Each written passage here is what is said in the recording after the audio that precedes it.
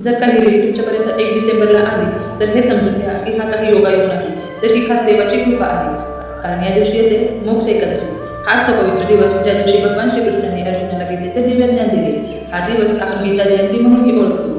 मग मोक्ष एकादशी इतकी विशेष का आहे याचे वर्णन पुराणांमध्ये सापडते.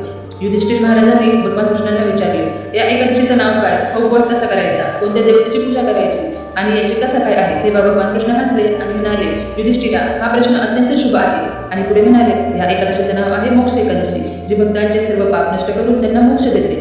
या दिवशी दीप धूप फुले वाहून तुळशीची पूजा करावी. आणि तिची कथा फक्त ऐकल्यावरही असे पुण्य मिळते की आपल्या पूर्वजांना, आई वडिलांना, मुलांना आणि नातवंडांनाही जर ते कोणत्या दुःखात असतील तर त्यांना त्याच्यातून सोडवले जाते. विष्णू पुराणात स्पष्ट केले आहे की या एकादशीचे फळ उरलेले 23 एकादशीच्या फळा ते फलदायी आहे.